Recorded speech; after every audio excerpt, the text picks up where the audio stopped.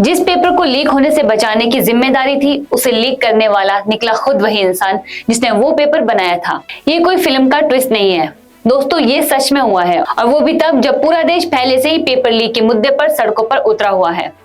नमस्कार दोस्तों, मैं हूं कल्पना वर्मा और आप देख रहे हैं बैठक।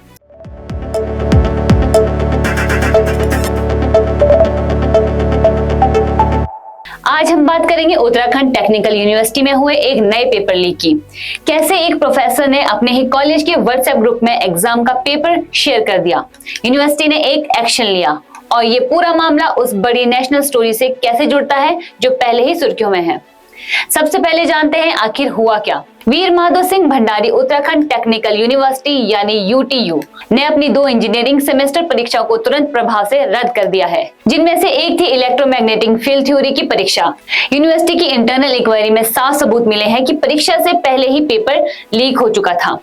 अब सबसे दिलचस्प और चौंकाने वाला हिस्सा ये है कि इस लीक के पीछे कोई बाहरी गिरोह नहीं, बल्कि खुद वो शख्स था जिसे पेपर बनाने की जिम्मेदारी दी गई थी।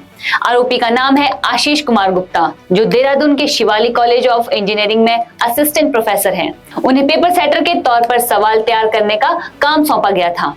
जांच में सामने आया है कि उन्होंने परीक्षा से मिलते जुलते सवाल अपने ही कॉलेज के एक व्हाट्सएप ग्रुप में स्टूडेंट के साथ शेयर कर दिए। यूनिवर्सिटी की वाइस चांसलर तृप्ता ठाकुर ने खुद इस बात की पुष्टि की कि जानकारी मिलते ही यूनिवर्सिटी ने तुरंत एक्शन लिया।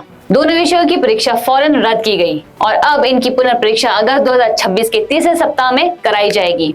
साथ ही आशीष कुमार गुप्ता को यूनिवर्सिटी के सभी परीक्षा संबंधी कामों से 7 साल के लिए प्रतिबंधित कर दिया गया है। यूनिवर्सिटी ने आरोपी के खिलाफ एफआईआर दर्ज भी कर दी है और अब इसमें यह भी जांचा जा रहा है कि कहीं इसमें कॉलेज प्रशासन की कोई भूमिका तो नहीं थी।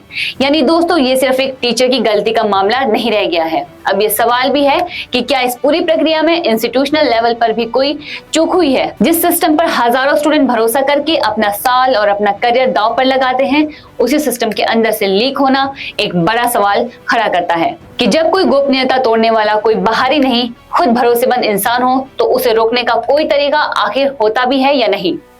अब दोस्तों, यहाँ से ये समझना जरूरी है कि ये कोई अकेली आइसोलेटेड घटना नहीं है। उत्तराखंड में पेपर लीक की कहानी नई नहीं है, ये सालों से चलता एक पैटर्न रहा है। सितंबर 2025 में उत्तराखंड में एक सरकारी भर्ती परीक्षा से जुड़ा बड़ा पेपर लीक मामला सामने आया था, जिसमें पुलिस ने एक मास्टरमाइंड समेत 2 आरोपियों को गिरफ्तार किया था। उस मामले में आरोपी एक उम्मीदवार से परीक्षा पास कराने के नाम पर 15 लाख रुपए तक मांग रहे थे और पुलिस के पास इसकी ऑडियो रिकॉर्डिंग भी मौजूद थी। इससे पहले भी यूकेएसएसएससी यानी Uttarakhand subordinated services selection commission की एक ग्रेजुएट लेवल भर्ती परीक्षा का पेपर हरिद्वार के एक सेंटर से लीक हुआ था, जिसके बाद सरकार को पूरी परीक्षा रद्द करके सीबीआई जांच की सिफारिश करनी पड़ी थी। उस परीक्षा में 416 पदों के लिए 1 लाख से ज्यादा उम्मीदवार बैठे थे। यानी दोस्तों, अगर हम पैटर्न देखें तो हर बार कहानी एक जैसी दोहराई जाती है। पहले पेपर लीक होता है, फिर परीक्षा रद्द होती है, कुछ गिरफ्तारियां होती है, कुछ महीनों बाद दोबारा परीक्षा करवाई जाती है। लेकिन असली सवाल यह है कि क्या इस बीच सिस्टम में कोई ठोस बदलाव आता है या हर बार सिर्फ एक ही साइकिल दोहराई जाती है। और इस बार जो सबसे अलग बात है वो ये है कि इस मामले में कोई बाहरी दलाल या एजेंट नहीं, बल्कि खुद वो शख्स था जिसे सिस्टम ने सबसे ज्यादा भरोसे के साथ जिम्मेदारी दी थी। ये दिखाता है कि पेपर लीक सिर्फ बाहरी सुरक्षा में सैन की वजह नहीं होते, कई बार ये अंदर से उसी व्यवस्था के भीतर से होते हैं, जिसे सुरक्षित मानकर छोड़ दिया जाता है। और यही वजह है कि सिर्फ बाहरी शक्ति बढ़ाने से ये समस्या पूरी तरह हल नहीं हो सकती, जब तक अंदर की प्रक्रिया पर भी उतनी ही निगरानी न रखी जाए। अब बात करते हैं इस पूरे मामले की बिगर पिक्चर की। दोस्तों, ये पेपर लीक ऐसे वक्त पर सामने आया है जब पूरे देश में नीट पेपर लीक को लेकर पहले से ही जबरदस्त गुस्सा और प्रोटेस्ट चल रहा है। दिल्ली के जंतर मंतर पर हफ्तों से धरना जारी है, जो शुरू हुआ था प्रतियोगी परीक्षाओं में पेपर लीक और परीक्षा प्रक्रिया की पारदर्शिता को लेकर उठे सवालों से। कॉकरोच जनता पार्टी यानी सीजेपी लगातार केंद्रीय शिक्षा मंत्री धर्मेंद्र प्रधान के इस्तीफे की मांग कर रही है और इसी आंदोलन में समाज सेवी सोनम वांगचुक भी छात्रों के समर्थन में भूख हड़ताल पर बैठे थे। यानी ये सिर्फ एक छोटा सा लोकल प्रोटेस्ट नहीं रहा, बीते कुछ हफ्तों में ये मुद्दा नेशनल हेडलाइन तक पहुंच चुका है। प्रशासन और आंदोलनकारियों के बीच टकराव तक की नौबत आ चुकी है। यानी जिस वक्त देश की नजर पहले से ही परीक्षा व्यवस्था की खामियों पर टिकी हुई है, ठीक उसी वक्त उत्तराखंड से एक और पेपर लीक की खबर आना इस पूरे मुद्दे को और हवा देता है। ये सिर्फ एक यूनिवर्सिटी लेवल घटना नहीं रह जाती, बल्कि उस बड़े नेशनल नैरेटिव का हिस्सा बन जाती है जिसमें एग्जाम सिस्टम की साख पर ही सवाल उठ रहे हैं। यही वजह है कि NSUI ने भी इस मामले पर अपनी तरफ से प्रोटेस्ट करने का ऐलान कर दिया है और जंतर मंतर पर चल रहे आंदोलन को भी इससे एक नई हवा मिल सकती है। सोचिए दोस्तों, एक तरफ देश भर के स्टूडेंट दिल्ली की सड़कों पर उतरकर एक निष्पक्ष और भरोसेमंद परीक्षा प्रणाली की मांग कर रहे हैं और ठीक उसी दौरान एक और यूनिवर्सिटी से पेपर लीक की खबर आ जाती है। ये टाइमिंग किसी को भी हैरान कर सकती है, लेकिन अगर हम पिछले पैटर्न को देखें तो शायद इतना हैरान करने वाला भी नहीं है। सवाल अब सिर्फ एक टीचर की गलती या यूनिवर्सिटी की चूक का नहीं रहा।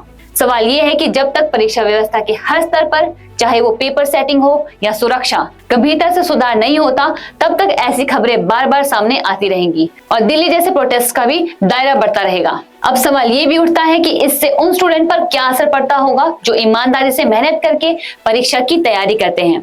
जब भी ऐसा कोई पेपर लीक सामने आता है, सबसे ज्यादा नुकसान उन्हीं बच्चों का होता है जिन्होंने महीनों पहले से किताबें खोलकर रात रात भर जाकर तैयारी की होती है।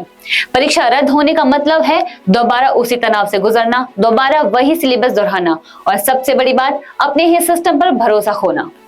कई बार तो पुनर्परीक्षा की तारीख आगे बढ़ने से करियर से जुड़े दूसरे फैसले भी लटक जाते हैं, चाहे वो प्लेसमेंट हो या हायर स्टडीज के लिए अप्लाई करना। यही वजह है कि जब कोई यूनिवर्सिटी या कमीशन ये कहता है कि उन्होंने तुरंत एक्शन लिया, असली सवाल ये होना चाहिए कि क्या ये एक्शन सिर्फ नुकसान होने के बाद की सफाई है या फिर आगे के लिए कोई ठोस रोकथाम भी। क्योंकि जब तक पेपर सेटिंग से लेकर उसके डिस्ट्रीब्यूशन तक हर स्टेज पर जवाबदेही तय नहीं होती, तब तक भरोसा तोड़ने वाला अगला मामला बस वक्त की बात रहता है। अब सवाल ये है कि इसका हल आखिर है क्या। एजुकेशन एक्सपर्ट लंबे समय से ये कहते आए हैं कि सिर्फ पेपर लीक होने के बाद कार्रवाई करना काफी नहीं है, बल्कि उससे पहली वाली प्रक्रिया जो मजबूत करना ज्यादा जरूरी है। जैसे पेपर सेटर को अकेले पूरा जिम्मा देने की बजाय कई स्तरों पर वेरिफिकेशन की व्यवस्था हो। पेपर बनने से लेकर परीक्षा केंद्र तक पहुंचने तक हर स्टेज को ट्रैकेबल और अकाउंटेबल बनाया जाए, ताकि अगर कहीं चूक हो तो तुरंत पता चल सके कि गड़बड़ी कहां से शुरू हुई। कुछ राज्यों ने डिजिटल एन्क्रिप्शन और रियल टाइम ट्रैकिंग जैसे कदम उठाने शुरू भी कर दिए हैं, लेकिन उत्तराखंड जैसे मामलों में ये सुधार अभी भी हर जगह एक जैसे लागू नहीं हुए हैं। जब तक पूरे देश में एक स्टैंडर्ड प्रोटोकॉल नहीं बनता, तब तक हर राज्य, हर यूनिवर्सिटी अपने अपने तरीके से इस समस्या से जूझती रहेगी और नतीजा वही रहेगा जो हम बार बार देखते रहे हैं। पेपर लीक, परीक्षा रद्द, फिर वही साइकिल। यही वजह है कि दोस्तों ये मुद्दा सिर्फ एक यूनिवर्सिटी या एक राज्य का नहीं रह गया है, बल्कि पूरे देश की परीक्षा व्यवस्था के भरोसे से जुड़ा सवाल बन चुका है। तो दोस्तों मैं आपसे पूछना चाहूंगी कि आपको क्या लगता है कि ये सिर्फ एक अकेली घटना है या फिर ये देश की पूरी परीक्षा व्यवस्था में एक गहरी खामी की तरफ इशारा करती है। अपनी राय कमेंट सेक्शन में जरूर बताइए। अगर आपको ये वीडियो जानकारीपूर्ण लगी हो तो इस वीडियो को लाइक करें, शेयर करें और अगर आपने अभी तक बैठक को सब्सक्राइब नहीं किया है तो अभी कर लीजिए, ताकि ऐसी हर जरूरी खबर सबसे पहले आप तक पहुंचे। मिलती हूँ अगली वीडियो में, तब तक के लिए नमस्कार। अगर आपको बैठक न्यूज़ की खबरें पसंद आ रही है तो चैनल को सब्सक्राइब करना ना भूलें और नीचे दिए गए बेल आइकन को ज़रूर प्रेस करें, क्योंकि आपका एक सब्सक्राइब हमें मोटिवेट करता है।